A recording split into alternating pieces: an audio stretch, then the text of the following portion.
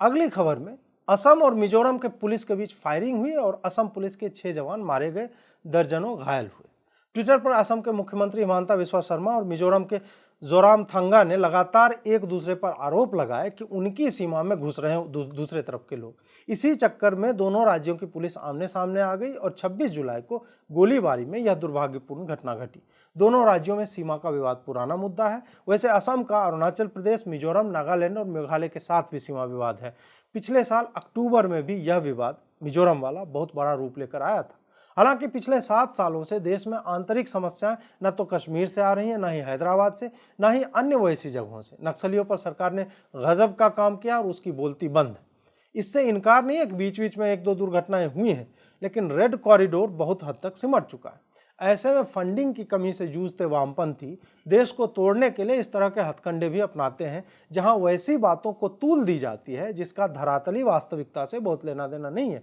यहाँ लगातार इस बात पर बल देने के कुत्सित प्रयास चल रहे हैं कि मोदी के हाथ में कुछ नहीं है। उधर चीन डरा रहा है, एक तरफ पाकिस्तान डरा रहा है और बाकी कसर छोटे राज्यों ने पूरी कर दी। नैरेटिव यह बनाया जा रहा है कि मोदी न तो आंतरिक सुरक्षा के मामले में कुछ कर रहा है, न बाह्य, सब बर्बाद हो चुका है। इसमें दो राय नहीं है कि जो हुआ वह अनुचित है, लेकिन कुछ लोगों ने इसको लेकर जो बोला और लिखा है वह उनकी नीयत पर प्रश्न चिन्ह खड़े करता है। कुछ पत्रकार हैं जो आजकल खांसते भी हैं तो जमीर बेचकर खरीदा हुआ अवार्ड मुंह से निकल जाता है।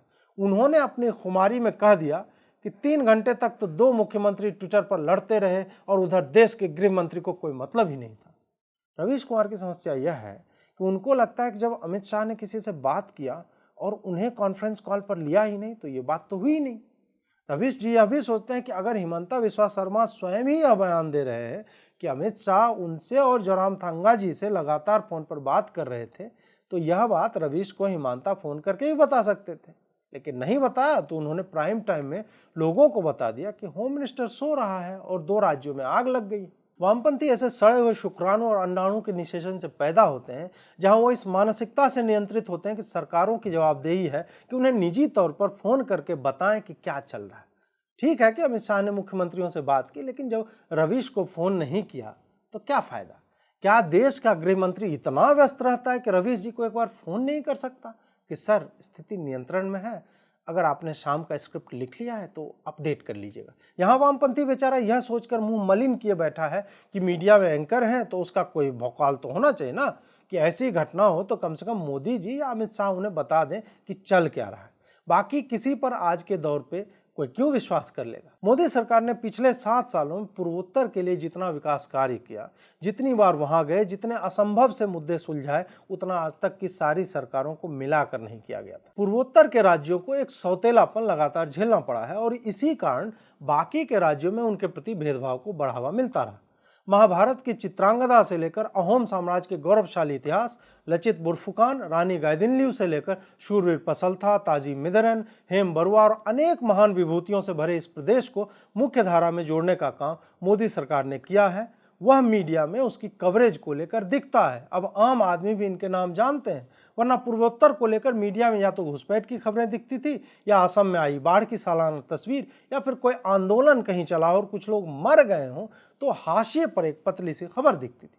चाहे विमान उतरने की पट्टियां बनवानी हो, पुल बनवाने हो, या आदिवासी लोगों की जनजातीय पहचानों को शिरोधारी करना हो, नरेंद्र मोदी ने पूर्वोत्तर के 7 बहनों और 1 भाई वाले क्षेत्र को जिस अपनत्व से स्वीकारा है उसका कोई समानांतर नहीं दिखता।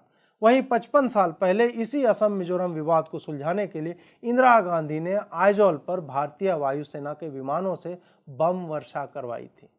चाहे नागा शांति समझौता हो या फिर मणिपुर में छोटे छोटे समूहों के हिंसक आंदोलन, इस सरकार ने बातचीत के रास्ते से हर समस्या को सुलझाने की कोशिश की है और बम वहां बरसाए जहां मनमोहन सिंह के आदेश की प्रतीक्षा में खड़ी वायुसेना मुंबई हमलों के बाद चुप रही थी। ये पूरा नैरेटिव सिर्फ भारत को तोड़ने की इच्छा रखने वाली शक्तियों की साजिश है। ये चाहते हैं कि पूर्वोत्तर में हो रहे शांति प्रयासों को क्षति पहुंचे और सरकार कुछ ऐसा कदम उठाए जिससे कि फॉल्ट लाइंस और भी गहरे होते चले जाए। लेकिन मोदी, अमित शाह और डोभाल की तिकड़ी ऐसा होने नहीं देगी, क्योंकि उन्हें सीमावर्ती राज्यों की अहमियत पता है।